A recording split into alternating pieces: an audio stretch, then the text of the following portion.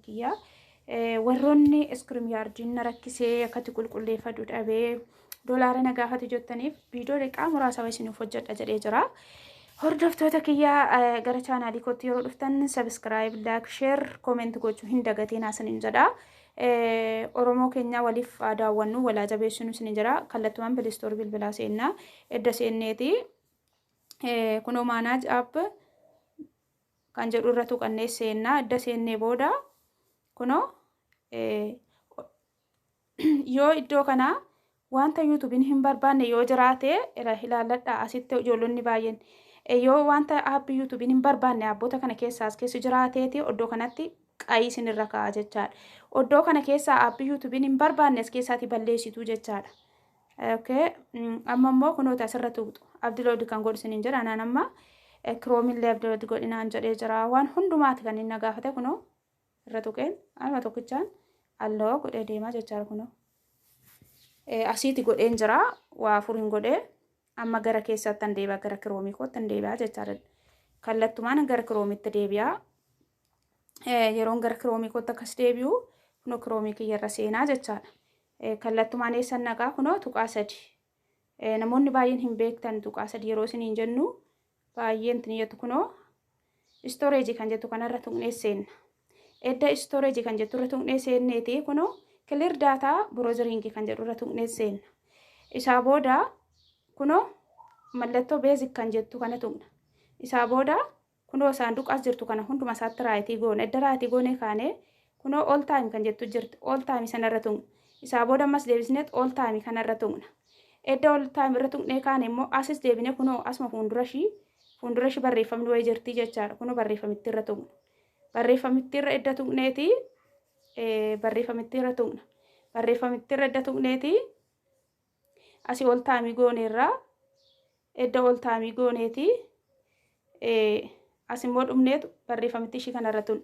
Barreeffamitti ishii kanarras tuqnee kunoo saanduqa jiran kanatti raayitii gooneetu maal goonaa kunoo kanarra tuqna. Ammas asii maal goonaa all time irra tuqnaa jechaadha. All time irra tuqneet saraqnaa kunoo as dhumneet clear data goona jechaadha. Edda clear data goonee kaanee duubatti deebina.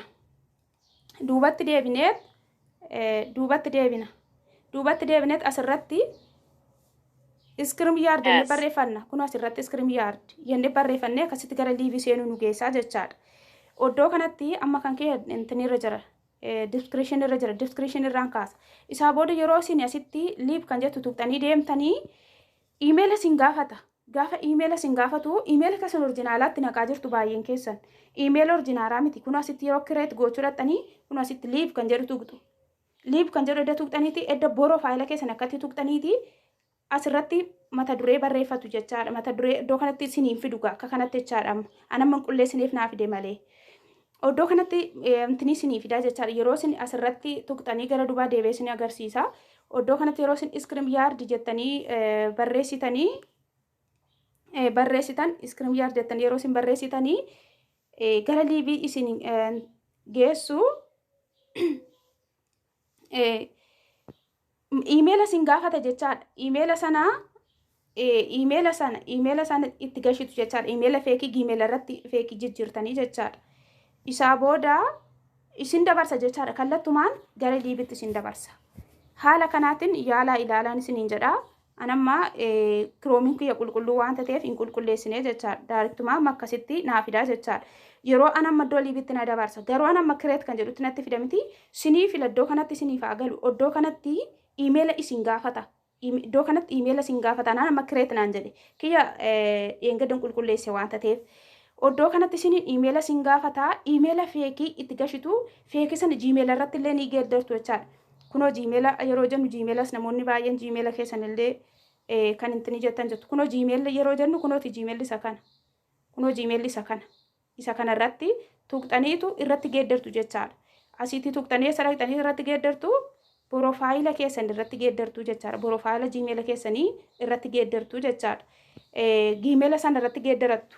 Isaan booda kallattumaan isin dabarsa jechaadha. Haala kanatti yaalaan isiniin jedha. Baay'een isin jaaladha. Baay'ee isin kabaja.